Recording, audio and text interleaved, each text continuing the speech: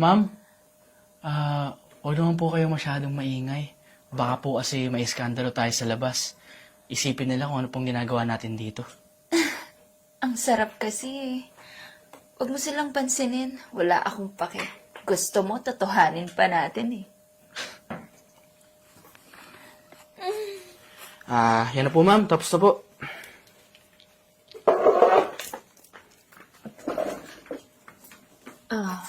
Thank you, Pogi, ha? Ma'am, ano pong ginagawa niyo? Naguhubad. Di ba, ito yung gusto niyo? Ma'am, hindi po ganyan yung napag-usapan po natin. Tsaka hindi po ako ganyang klaseng tao.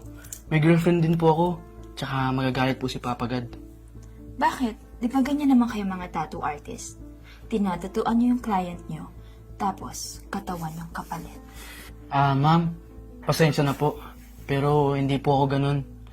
At hindi naman po lahat ng tattoo artist ganung klaseng tao. Kunwari ka pa eh. Kanina pa kita nakikitang tumitingin sa ano ko. Ano? Ayaw mo ba? Nag-save pa naman ako. Ma'am, wag na po. Parating na po yung girlfriend ko. Bayan?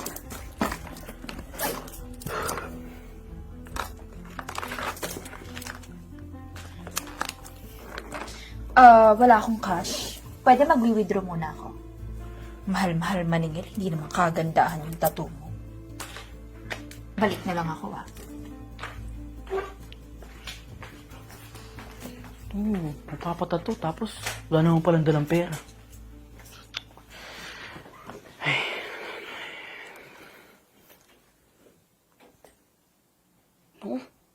Isang oras na. Hindi na dumating. Scam na yata ako. Ben?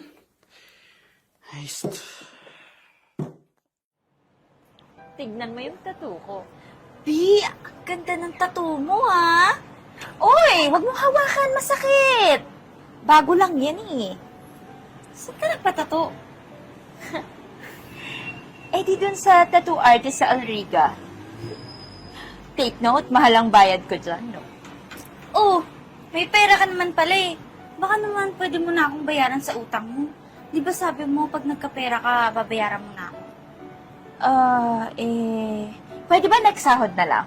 Promise, babayaran din kita. Sige na nga. Pero tignan mo yung likod ko. Wow!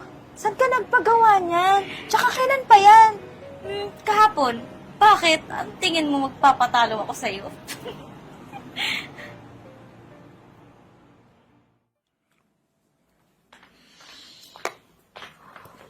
Hi, Kuyang Pogi! Oh, ikaw na naman? Ano ginagawa mo dito? Walanjo. Hindi ka pa nga nagbabayad sa akin, dinakasan mo na nga ako eh. Kuya, nagka-emergency lang ako that time. Kaya nga ako bumalik para magbayad. O, akin na yung bayad. Magpapatato muna ako ulit. Tapos sabay-sabay na lang yung bayad. Naku po, alam ko na to eh. Manggagancho ka na naman eh. O sige, akin na yung design mo. Ito. Sige na.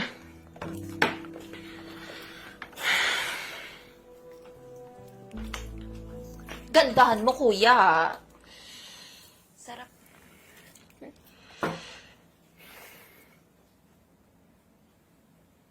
Ayan ma'am.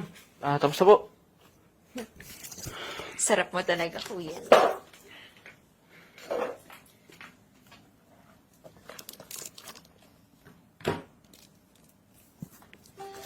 Oh, ma'am. Yun na naman tayo eh. Bakit ba ayaw mo sa akin? Maganda naman ako. Ewan ko ba? Ma'am, magbayad na lang po kayo, tas umalis na lang po kayo. Kuya, nakikita mo ba itong mga tattoo ko, ha? Pati yung nasa likod.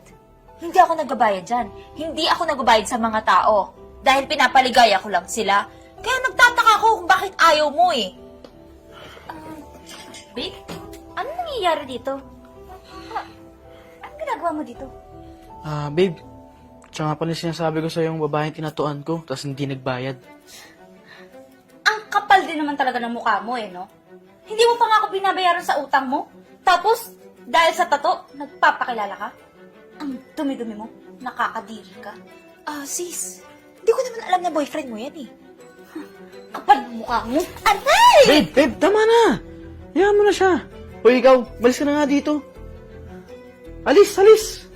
Visit. Bakit mo pinaalis? Ang laki-laki ng utang nun sa atin. Huwag kang mag-alala, babe. Bayad na siya sa atin. At alam ko for sure na magsisisi siya. Di ko gets. Basta. Hayaan mo na yun. Swerte ko naman. Nakalibre na naman ako ng tato.